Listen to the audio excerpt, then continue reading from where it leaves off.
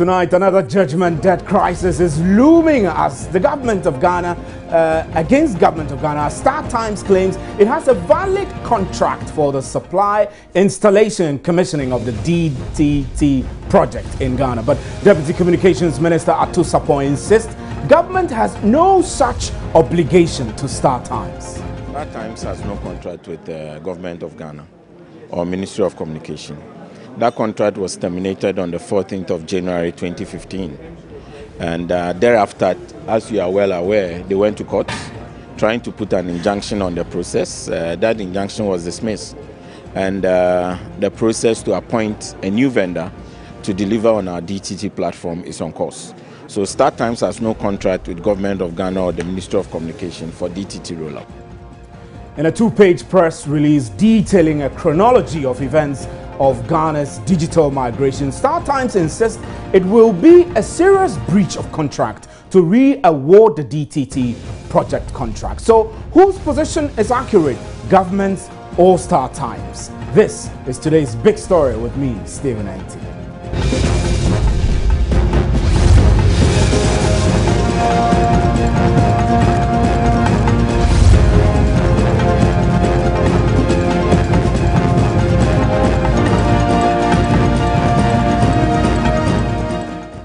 Now, StarTimes has responded to claims by government that it has awarded an $82 million contract to a local company, KNet, to deploy digital infrastructure platform throughout Ghana. In a two-page release in the Daily Graphic of Monday, June 22nd, StarTimes claims it still has a valid contract with Ghana and that government will be in breach to go ahead with re-awarding the contract. Let me read a couple of lines of that release for your understanding. The release is dated yesterday, 22nd of June, and in which StarTimes says that it still holds a valid contract for this project, that is the project to provide Ghana's digital migration DTT platform.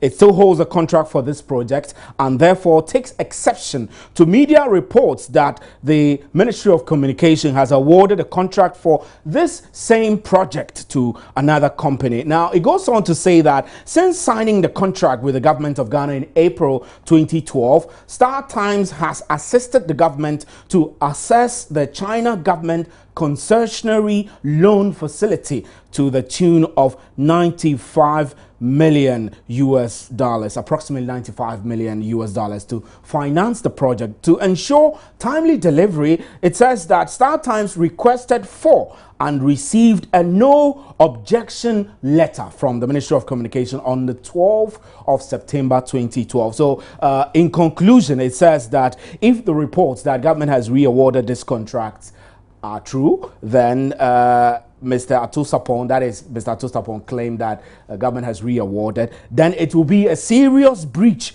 of contract. And I quote, our lawyers will respond appropriately. But I must say that the Deputy Minister of Communications, Atu Sapon, who spoke to Joy News a while ago, says StarTimes has no grounds to claim a breach of contract as due process was followed to terminate the contract between the two parties.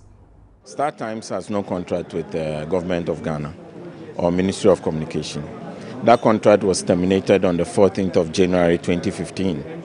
And thereafter, as you are well aware, they went to court trying to put an injunction on the process. That injunction was dismissed. And the process to appoint a new vendor to deliver on our DTT platform is on course. So StarTimes has no contract with government of Ghana or the Ministry of Communication for DTT rollout. They try to give a chronology of events that are taking place. Yes, we signed a contract with them on the 11th of April 2012. That's correct. The contract was preconditioned on three things. One, availability of funding. Two, cabinet approval. And three, parliamentary approval in accordance with the Constitution of the Republic of Ghana. In November of 2014, we initiated the process to terminate that contract, okay? And that led to the termination on the 14th of January 2015. As far as we are concerned, that contract is terminated, it remains terminated, and it will still stay terminated. We signed a contract dated 11th of April 2012. The termination was done in accordance with the contract that was signed on the 11th of April 2012. There is no potential for any judgment debt. We've gone through the issues. We went through the issues one by one. Myself, the minister, we went through the issues. We sought legal advice from the relevant body, that's the Attorney General's Department. They give us written advice, and based on the advice that were given and the information that was made available to us, the contract was terminated and was terminated duly. There's no potential for judgment debt. I read through the statement they put out yesterday, and what I gathered was that they were trying to portray a situation where there was going to be some potential payment for judgment debt. And I can say emphatically that StarTimes has no obligation in respect of the contract which was terminated, in respect of any amount, be it financial, be it economic, in whatever way that they are entitled to. They are not entitled to anything, and that's the extent to which I can go in sharing information. You talked about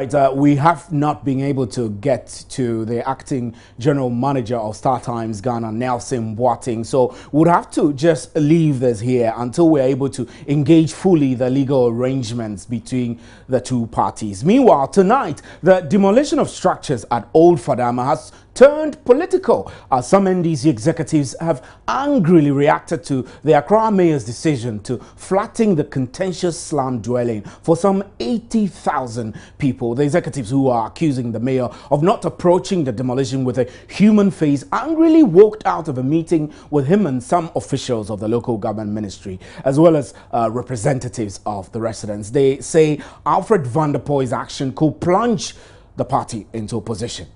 Chief, don't do anything. If you want me to spoil this, talk to anybody. I want to die. you won't die. I will die. Mohammed. I have been a bullet. Mohammed. They are still there doing it. You see, we are receiving calls.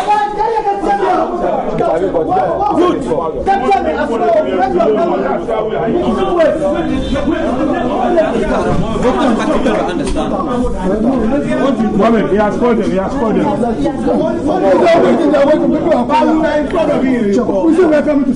Let's go. I want to grant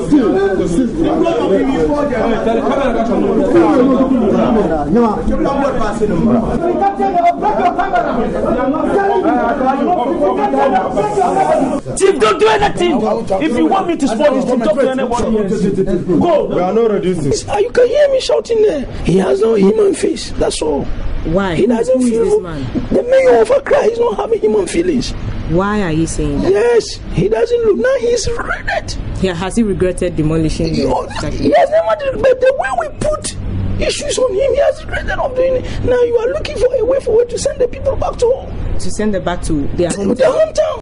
Very interesting there. We're able to capture some of those sounds and visuals from a meeting which turned well, I mean, I wouldn't say violent, but the executive members of the NDC were not happy with the decision to demolish the structures there at Old Fadama, which has turned political. We'll be tossing this political dimension of the discussion, as it is that the Center for Public Interest Law, CEPIL, in the past had represented the slum dwellers and had won a case against their demolition. And then when Nana Akufo-Addo was also the Minister of Justice and Attorney General, another case was filed which government won, and the back and forth and getting the courage to remove these, I wouldn't say illegal dwellers, but these slum dwellers at Old Fadama have become a very heated one, which demands political courage to execute. Let's get onto the telephone line now and do some analysis. We're joined on the line by Alhaji Abdullahi Sulemana, who is the president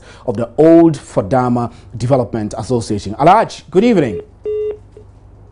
Right, we don't have Alhaji now. Meanwhile, the Deputy Local Government Minister Neelante Vanderpoel has told journalists that plans are underway to transport the displaced residents back to their hometown.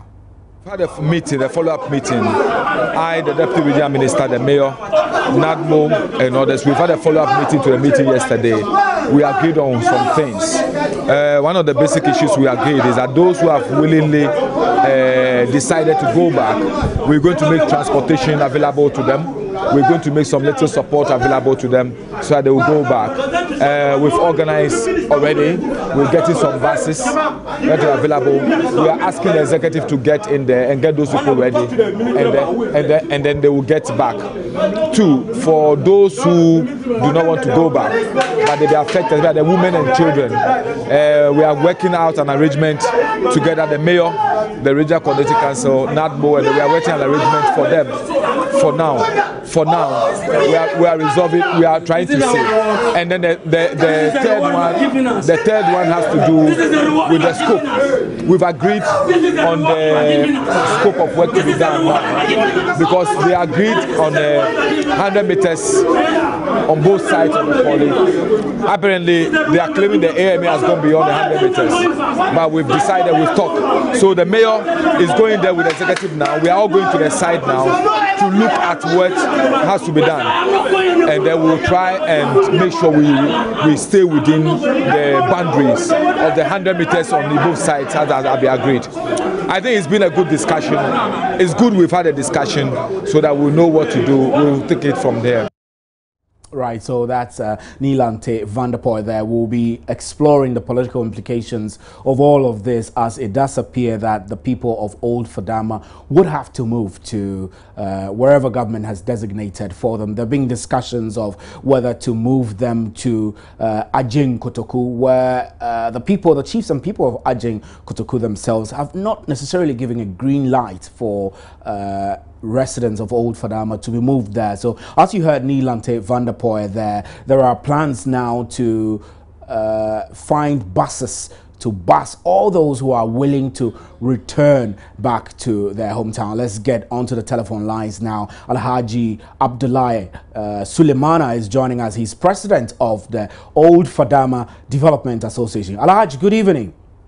Good evening. I know that these past few days have been very busy for yourself and the groups which represent residents of Old Fadama. Now, I need you to tell us what the progress of discussion is with government. I'm sure you have been able to meet some residents, you've met some of the local government people, and you've met AMA people. Can you brief us so far how all the meetings have gone?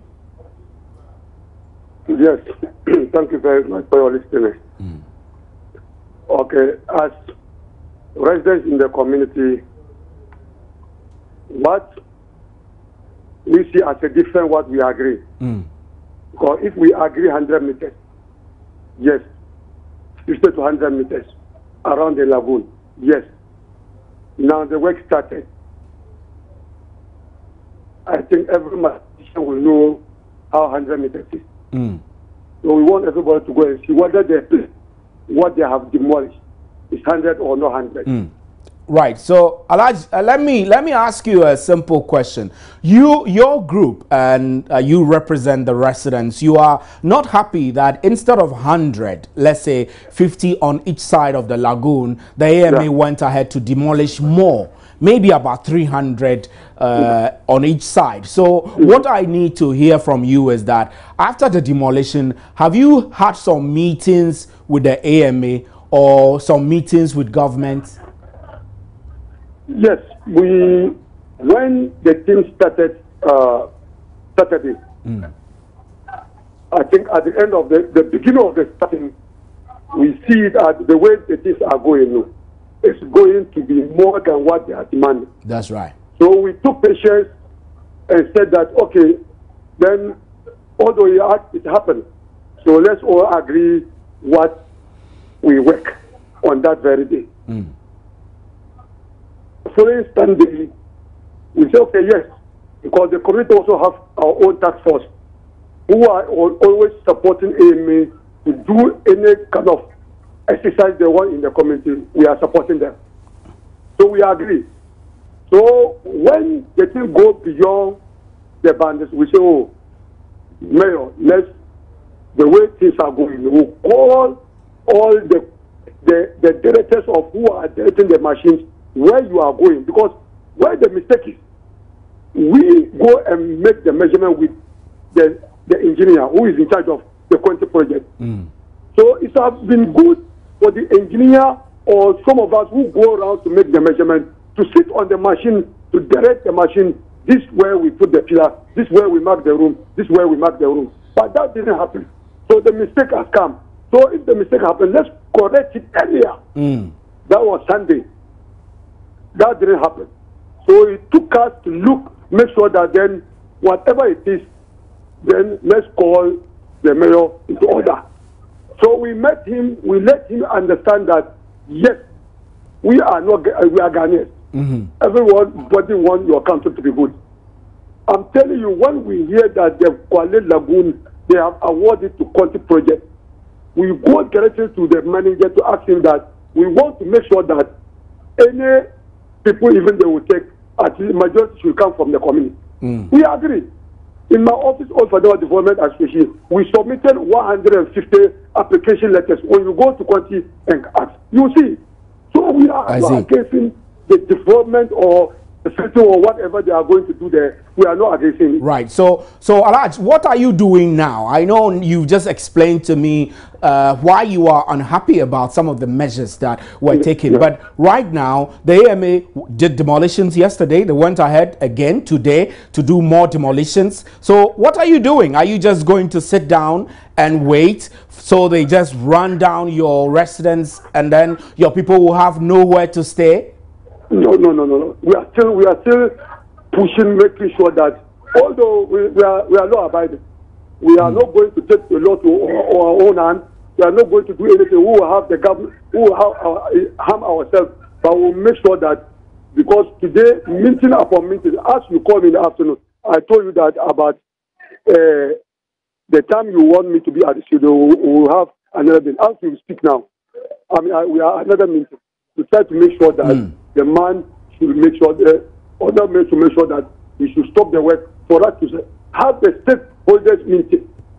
Okay, so are you able to tell us, Alhaji, are you able to tell us if, let's say, NADMO or government has provided some temporary accommodation for your people who were displaced? Yes, although to me as a leader of a chairman for the community, I put that kind of measures, 3 areas measures for us so that NADMO, now from the Saturday up to today, there's no electricity. From Saturday to today, there's no water. Okay, so you look at if human beings living in the community, that good 4 days. That's without, right. Without that's water. very bad, and it poses. I mean, although we are all, that's what we disagree with the mayor. He's our brother. We have him not today. We agree 100. We information. We make announcement 100. All the community are aware that we are coming 100. So if we are going beyond 100, let's come to the drawing board, sit down, tell the people who are beyond the 100 to also relocate somewhere, or they should pack their things. Because they will make announcement that from the 100, they should pack. And they have packed. And we are not blaming him for taking the 100. Right. After the 100, those who are not informed to pack, then all the other everything is destroyed. Right, Alhaji, we are grateful. Alhaji, we are grateful for your time on today's big story. Yes, I do hope that you can get a quick response to some of the problems that you take before the discussions with the AMA. So we'll continue our discussion. What exactly is making the NDC get involved in something that shouldn't be political? Or is it because the MPP had once made the issue political too? Let's get onto the telephones. Other line now. Dr. Alidu Seidu is a political analyst, is joining us now. Dr. Seidu, good evening. Good evening, Stephen. I know that many people will be wondering why, in God's name, a political party will hold a meeting over a demolition exercise that is expected to desilt the Odor drain or clear all the sludge and all the mud and silt settling in that area to make way for floodwaters to go into the sea. Is this becoming too much, or you feel that this is a tit for tat issue, that the NDC played it and it's okay because the MPP also played it? Yeah, Stephen, thank you very much. I think governments are elected by the people to enhance the welfare of the people.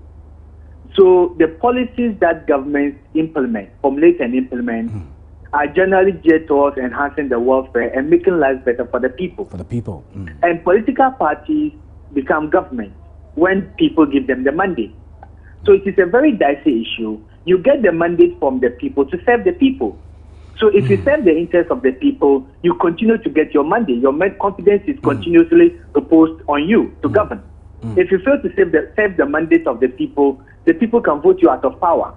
So that is why it has become very difficult. Even in initiating policies that can enhance the life of the people, you have to put that aspect of the human face to that policy, because no matter how good a policy is, it will have a consequence that will affect the lives of some of the people that you seek to enhance. So even under both the NDC and the NPP, there have always been this policy to clear those particular rivers and then let the water flow and then move the people out of the waterway. But that's a good policy. But it has a human face too. And if the purpose are not taken to address those human face, you go out of power. So now the NDC has taken a very bold decision to do this, which is a plus one way or the other. But the consequence, they have not been able to manage the consequence very well.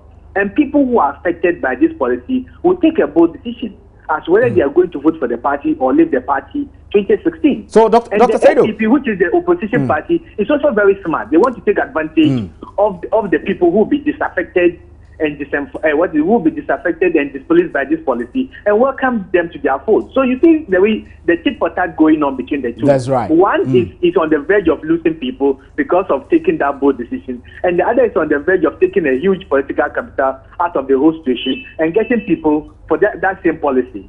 So this is really normal in political discourse. I mean, we see a party in crisis because the majority of people who may have voted for the NDC are now feeling the pinch, about 80,000 of them. Now, the NPP is also, well, I'm not sure whether we have sufficient evidence to suggest that the NPP has infiltrated into these people and using it as a platform to recruit people onto their fold. But the key question is that those who went on demonstration were wielding placards with inscriptions like vote for Nanado, no vote for NDC in 2016, all of these. So you feel that in any case, both NDC and NPP are using what will be a normal political strategy in this, right?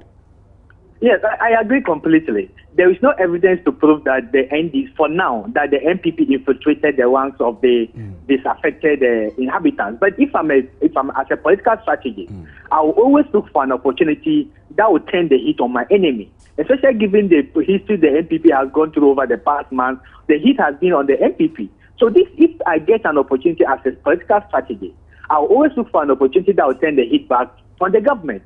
And this is a very good classic opportunity for them to use, even though we can't prove that they have used that. But if I'm an NPP man and I'm advising the NPP, this is a very good opportunity for them to turn the heat on the government. Even though if they were in power and they had taken the same policy measures, it would have been applauded by some quarters, because this particular decision, a lot of people living in Accra who have been affected by the flood will applaud that decision, because that is one of the serious political tools that we need to master to be able to overcome this dreadfully yearly flooding that we face.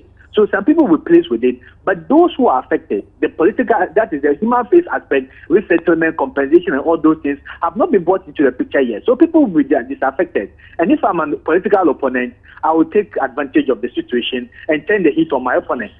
So it's a normal political game they are all playing. So Doc, what will be the social advantage or disadvantage if the current government under the Accra mayor persists and removes Sodom and Gomorrah? Do you think that in the long term it will bring it good dividend? Yeah, it's a good policy, fine, but the procedure is also another thing. So I think moving forward, people will commend the mayor can use it as being full-heartedness, being bold about policy decisions that several mayors have not been able to take because of the political dynamics and then ramifications. So that is a plus for him, taking that huge political capital and being bold about it. But the other aspect is that once you have done that, there's a huge consequence. How do you manage those consequences? Because these people have to be resettled in a better, deserving place. They will have to be compensated. You have to look at the human face of the whole project too. And if that comes as part of phase 2 of this particular project, then the NDC can go away with it. But if they only execute the phase 1, demolition, and then without taking care of the consequence and then the political ramifications, they are going to lose big time. And the NPP is going to take advantage of that one as well in 2016. Interesting. There's also, Doc, before you go, there's also that school of thought that that particular community, Old Fadama, Sodom and Gomorrah, harbors a lot of miscreants, drug addicts, prostitutes, all sorts of criminals. So if that community is flattened out, it means that we will eventually be shipping all these criminals back into the wider community, and that comes with security implications as well. How should the government be managing this threat? Yeah, I think it comes in 2 forms. First, I'm not disputing the fact that there are a lot of criminals in that particular settlement. But there are criminals everywhere. We have criminals, hardened criminals, who live in mansions at East Legon and other places. So should we go and demolish those buildings? I don't think that is a justification enough to run down a whole community.